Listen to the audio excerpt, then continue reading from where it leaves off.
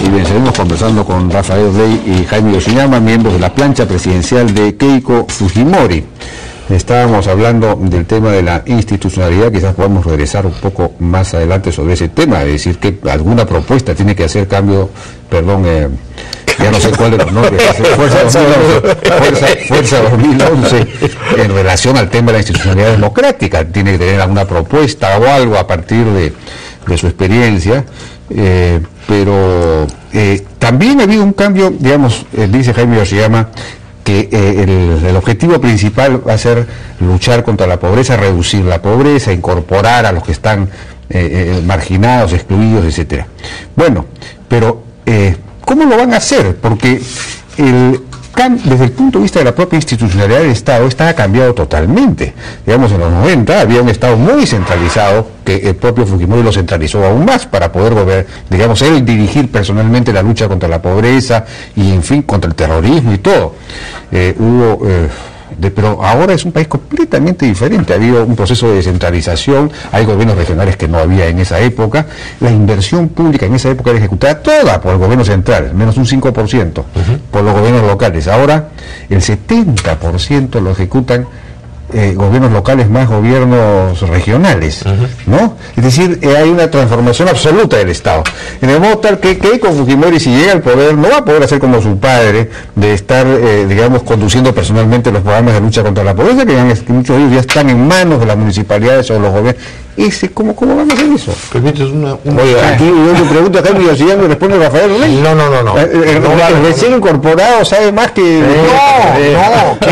Como tengo el privilegio de ser el primer vicepresidente, el primer candidato a la vicepresidenta, puedo pedirle permiso a Jaime solo para decir dos cositas, porque esa es mi experiencia reciente.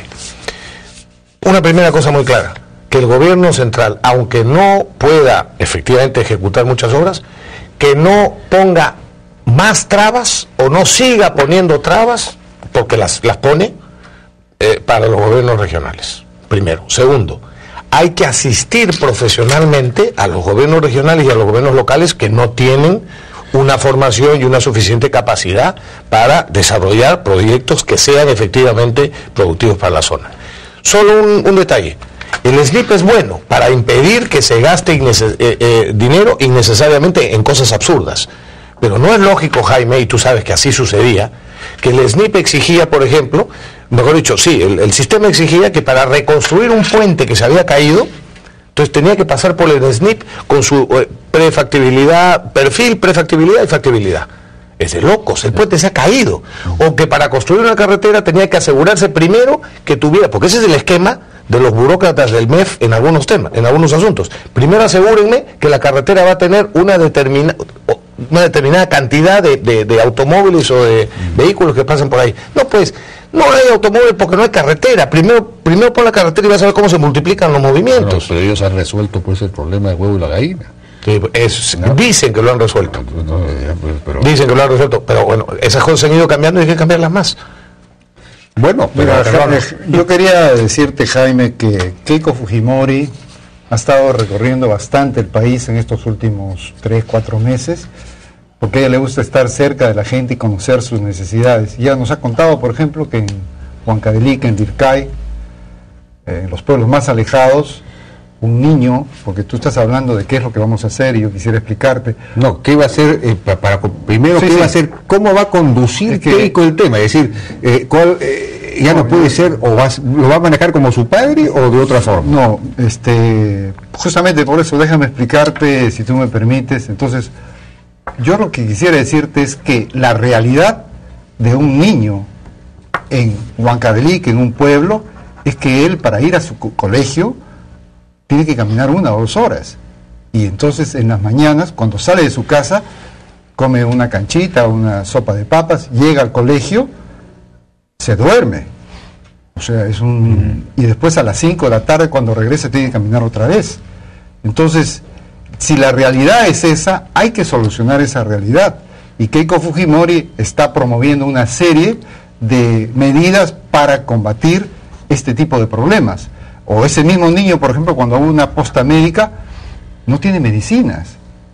Tú cuando le preguntas, ella nos contaba, ¿no? Por ejemplo, cuando fue a una farmacia, a una posta médica en Lircay, Bueno, no había medicinas, o las medicinas que habían estaban sobre stock. Entonces, las cosas que va a hacer Keiko Fujimori son las reformas de segunda generación. ¿Qué significan las reformas de segunda generación?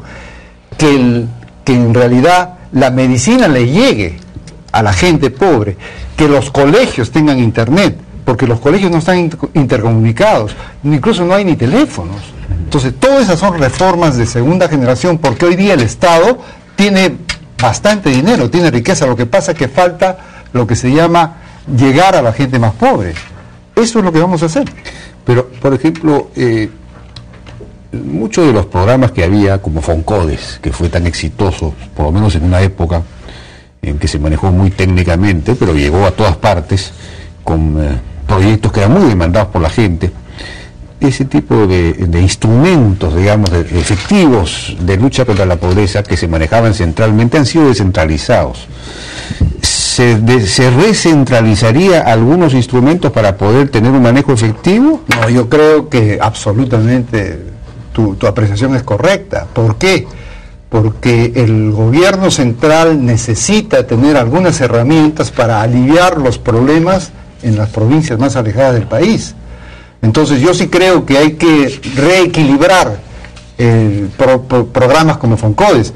Keiko Fujimori ha estado una semana en el Banco Mundial teniendo una experiencia fabulosa de todos los países del mundo sobre cuáles son los mejores programas sociales que existen.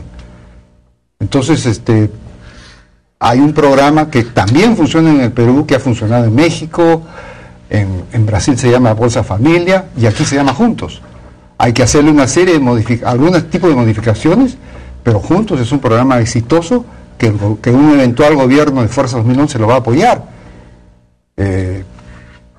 Nos ha gustado muchísimo. Keiko ha estado en Apurímac, en Abancay, en todos esos sitios y ha podido apreciar claramente la importancia de esos programas. También me llamó la atención el discurso de Keiko Fujimori en el CADE, que para luchar contra la pobreza, contra la desnutrición infantil, puso mucho énfasis en esos temas, pero todos los programas que se mencionaban eran programas de este tipo, Juntos, que finalmente distribuye dinero, que a la larga no es, me parece, una solución, es una solución transitoria, que habría que manejar muy... pero no planteó el incremento de la productividad de las familias campesinas, que es la única manera, digamos, sana de salir de la pobreza. Jaime, aquí tenemos que hacer una precisión. Un niño de 0 a 2 años que no es alimentado correctamente, que es desnutrido, nunca va a tener la capacidad mental para atender al colegio o va a ser propenso a muchas enfermedades. O sea que nosotros en Fuerza 2011 estamos totalmente de acuerdo con dar esta ayuda a los más pobres a través de desayunos y almuerzos escolares.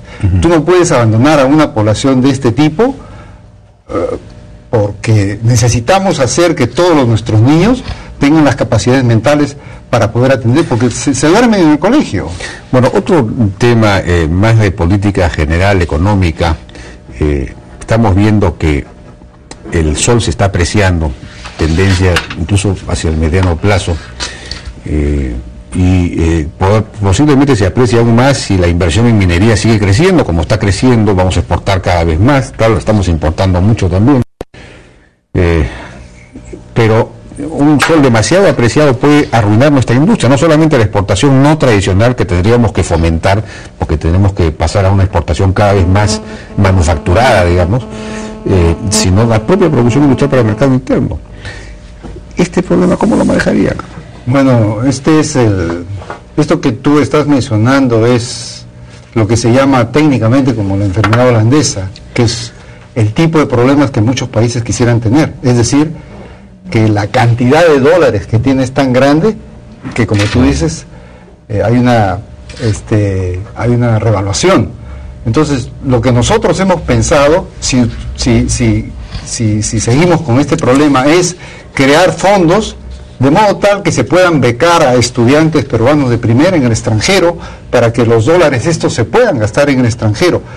Y cuando miles de peruanos, miles de chicos podrían ir al extranjero becados para poder solucionar el problema del exceso de dólares que tenemos.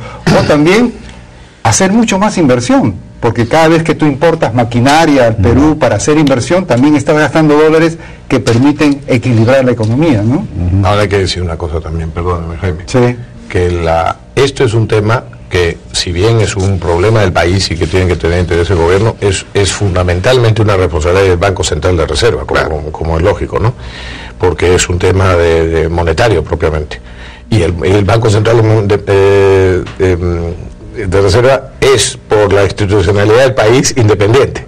No quiere decir que nada en coordinaciones, pero es una cosa técnica que debe de ver el Banco Central. Ahora bien, en cualquier caso, tanto en lo que decíamos antes de cómo ayudar a los más pobres, como en estos asuntos, por ejemplo, que son los problemas de que un país entre en la modernidad y que efectivamente tenga mucha divisa extranjera, es seguir fomentando las inversiones, porque las inversiones te generan evidentemente importaciones, y entonces vas también sacando dólares del país y manteniendo el equilibrio que debe existir.